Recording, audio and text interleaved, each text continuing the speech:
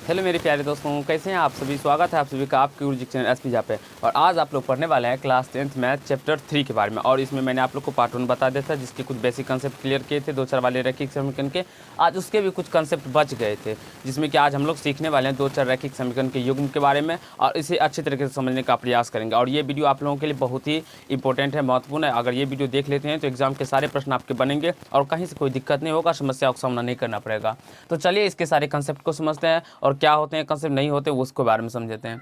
तो मैंने आप लोग को जैसे कि बताया था A1/A2 B1/B2 सभी के बारे में बताऊंगा। तो देखिए वो सभी कंसेप्ट आ चुके हैं, तो उसको समझने का प्रयास कीजिएगा, ठीक है। चलिए यहाँ से देखिए, दो चर वाले रैखिक समीकरण के युग्म। दो चर वाले रैखिक समीकरण, देखिए दो चर का अगर बात करें, दो चर वाले रैखिक समीकरण कहा जाए तो आप सभी को पता होता है उसका सामान्य रूप है ax + by + c = 0। लेकिन दो चर वाले रैखिक समीकरण के युग्म कहा जाए तो a1 × x + b1 × y + c1 = 0, a2 × x + b2 × y + c2 = 0 होता है। ये होता है दो चर वाले रैखिक समीकरण के युग्म होते हैं। और a b c, जिसमें क्या होता है a1 b1 c1 एवं a2 b2 c2 क्या होता है, एक प्राकृत संख्या होता है, रियल नंबर होता है। समझ में आ रहा है आप लोग को क्या होता है। तो a1 b1 c1 a2 b2 और c2 क्या होता है, एक वास्तविक संख्या होता है, ठीक है। और a1 b1 c1 a2 b2 c2 का मान कभी भी 0 नहीं हो सकता। अगर मतलब c2 नहीं, a1 और b1 और a2 और b2 का मान कभी भी 0 नहीं हो सकता है। c का मान 0 हो सकता है, लेकिन a1 b1 और a2 b2 का मान कभी भी 0 नहीं हो सकता। अगर वो टर्म 0 हो जाएंगे तो फिर ये दो चर वाले रैखिक समीकरण नहीं कहलाएंगे। अब यहाँ से देखिए दो चर वाले रैखिक समीकरण युग्म, जैसे कि a1x + b1y + c1 = 0, a2x + b2y + c2 = 0। ये दो चर वाले रैखिक समीकरण के युग्म होते हैं। इसी प्रकार से आप लोग को समीकरण देखने को मिलेंगे, ठीक है। अब जहाँ ABC, a2 b2 c2 वास्तविक संख्या, अभी मैंने आप लोग को बताया a1, b1 ≠ 0 एवं a2 b2 क्या है, यानी कि a2 और b2 के बराबर भी 0 नहीं होना चाहिए। ये आप सभी को ध्यान रखना होगा। अब हलों की संख्या बात करते हैं।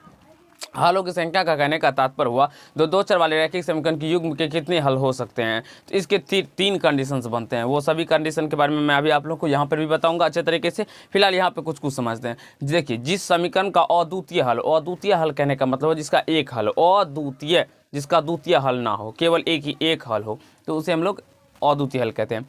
तो अद्वितीय हल यानी कि केवल एक हल हो, तो उसका जो ग्राफ होगा, आलेखीय निरूपण करेंगे आप लोग, तो वो एक प्रतिच्छेदी रेखा होगा। कैसा रेखा होगा, प्रतिच्छेदी रेखा होगा। अब देखिए जिसका कोई हल ना हो तो उसका क्या हो जाएगा, तो वो समांतर रेखा, पैरेलल लाइन। आप लोग इसको स्केल के मदद से बनाइएगा तब आप लोग का एग्जैक्टली सही बनेगा। और ये क्या होगा, हो जाएगा प्रतिच्छेदी रेखा,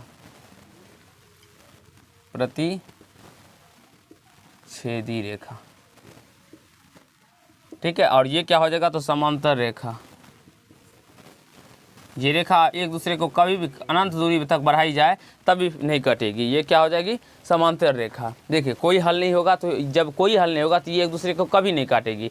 यानी कि ये अनंत दूरी तक बढ़ाइए, ये इसको भी अनंत दूरी तक बढ़ाइए, तो ये आपस में कभी नहीं मिलेगी। इसलिए इसका क्या हो जाएगा, ये समांतर रेखा है, इसके कोई हल नहीं होंगे, नो सॉल्यूशन। अब देखिए अनेक हल या अनगिनत हल, तो अनगिनत हल या अनेक हल कैसे होंगे, जब वो मतलब एक रेखा उसी रेखा के ऊपर हो, उसे हम लोग संपाती रेखा कहते हैं। जब एक रेखा दूसरी उसी रेखा के ऊपर स्थित हो, उसे हम लोग कौन सी रेखा कहते हैं, तो संपाती रेखा कहते हैं। और इस टाइप के प्रत्येक एग्जाम्पल को लेकर भी हम लोग समझेंगे, जो कैसे हम लोग समझेंगे, जो किस हलों का ग्राफ जो होगा सो प्रतिच्छेदी होगा, किस हलों का ग्राफ मतलब किस द्वितीय समीकरण के युग्म का कोई हल नहीं होगा, किसका अनेक हल होगा, उसके ग्राफ भी खींच के दिखाएंगे, आप लोग को सिखाने का प्रयास करेंगे, ठीक है। अब अनेक हल, अनगिनत हल, इसके क्या हो जाएंगे, ये संपाती रेखा हो जाएगा। तो ये आप सभी समझ गए होंगे, कहीं से कोई दिक्कत नहीं हुआ होगा, ठीक है। इसको देखिए, ये संपाती हो जाएगा, संपाती रेखा, ये रेखा संपाती हो जाएगा। अब देखिए अनुपातों की तुलना हम लोग समझते हैं। जब कंडीशन आप लोग को इस प्रकार से एग्जाम में पूछा जाता है a1/a2 ≠ b1/b2 दिया है। तीन कंडीशन होता है, a1/a2 ≠ b1/b2। एक कंडीशन होता है a1/a2 = b1/b2 = c1/c2।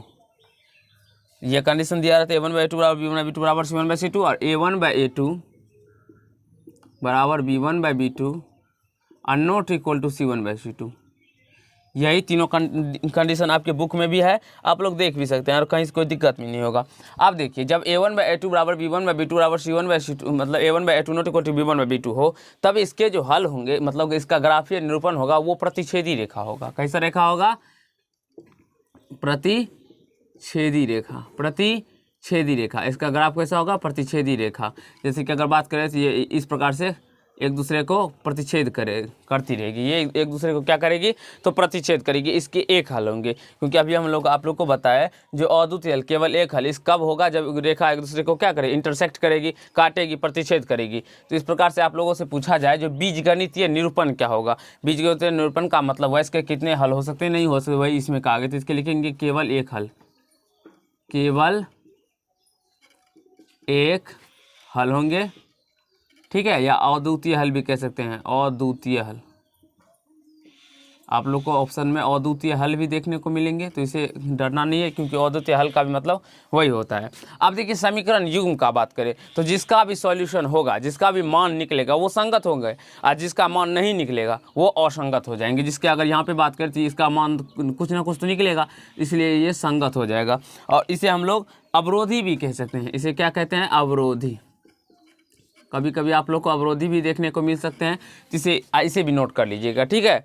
जब आप लोग का a1/a2 not equal to b1/b2 हो तो वो क्या होंगे, प्रतिच्छेदी रेखा होंगे। और जब प्रतिच्छेद करेंगे, इंटरसेक्ट करेंगे, तब वो क्या होंगे, जिसके केवल एक हल होंगे या अद्वितीय हल होंगे। आप लोग को ऑप्शन में अद्वितीय हल भी देखने को मिलता है। तो अद्वितीय हल का मतलब ये नहीं समझिएगा जो दो हल हो जाएंगे, नहीं, अद्वितीय, ठीक है। अब संगत होंगे, इसका समीकरण युग्म कैसा होगा, तो संगत होगा या अवरोधी युग्म होगा, ठीक है। अब हम बात करते हैं a1/a2 बराबर b1/b2 बराबर c1/c2। तो जब a1/a2 बराबर b1/b2 बराबर c1/c2 हो तो ये समपाती रेखा होते हैं। कैसी रेखा होते हैं, समपाती रेखा। समपाती रेखा का तात्पर्य हुआ जो एक ही रेखा के ऊपर में ये दोनों रेखा होंगे, इस प्रकार से एक ही रेखा के ऊपर में ये दोनों रेखा होंगे, इसे हम लोग क्या कहते हैं, तो समपाती रेखा। a1/a2 बराबर b1/b2 बराबर c1/c2 हो तो इस प्रकार की रेखा क्या कहते हैं हम लोग, समपाती रेखा। आज जब समपाती रेखा हो तो अभी आप लोग को बताया जो समपाती रेखा में हल क्या होते हैं, तो अनेक हल होते हैं या अनगिनत हल होते हैं। तो आप लोग अनेक हल भी लिख सकते हैं, अनेक हल, और कोष्ठ करके अनगिनत भी दे दीजिएगा, क्योंकि आपके एग्जाम में अनगिनत भी करके आते हैं। तो अनेक हल या अनगिनत हल, तो हल तो हो रहा है, इसका भी हल कुछ ना कुछ तो मान निकलेगा। अब अनेक हल है तो इसका कुछ मान ले सकते हैं, इससे कहीं से कोई दिक्कत नहीं। तो ये भी इसका भी समीकरण युग्म जो होगा वो संगत होगा, क्या हो जाएगा, संगत हो जाएगा। लेकिन अगर समीकरण युग्म का बात करते हैं तो वो संगत तथा आश्रित होगा, क्या होगा, आश्रित।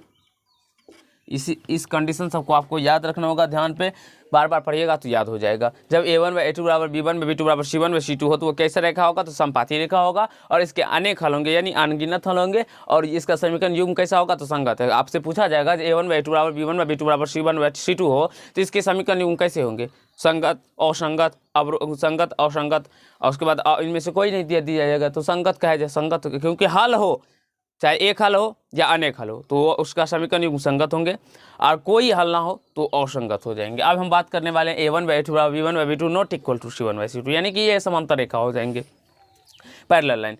क्या हो जाएंगे, तो ये पैरेलल लाइन हो जाएंगे, यानी कि ये कभी भी एक दूसरे को नहीं आपस में इंटरसेक्ट करेंगे, काटेंगे, ठीक है। समांतर रेखा, समांतर रेखा, इसका जो ग्राफ होगा ये समांतर रेखा, ग्राफ निरूपण कैसा होगा, इस प्रकार से समांतर रेखा हो जाएगा, और इसके कोई हल नहीं होंगे, नो सॉल्यूशन, कोई हल नहीं। इसमें बहुत सारे बच्चे को कन्फ्यूजन होता है, तो बार बार इस चीज़ को आप लोग अपने अपने कॉपी लिखिएगा, देखिएगा तो आपको याद हो जाएगा। जब a1/a2 बराबर b1/b2 not equal to c1/c2 हो तो ये किस प्रकार का रेखा, ग्राफीय निरूपण होगा, आप देख सकते हैं समांतर रेखा। समांतर रेखा का हम अभी आप लोग को बताए थे, जब समांतर रेखा होता है तो उसका कोई हल नहीं होता है, तो इसीलिए नो सॉल्यूशन, कोई हल नहीं। और जब हल नहीं होता है तो इसका समीकरण युग्म कैसा होगा, तो असंगत हो जाएगा, कैसा हो जाएगा, असंगत हो जाएगा। तो आई होप ये सारे पॉइंट्स आप लोग को समझ में आ गए होंगे और कहीं से कोई दिक्कत नहीं होगा। आप लोग को प्रैक्टिस कीजिएगा, बार बार लिखिएगा तब आप लोग को याद हो जाएगा और कहीं से कोई दिक्कत भी नहीं होगा। तो इसे नोट कर लीजिए, जल्दी से स्क्रीनशॉट ले लीजिए।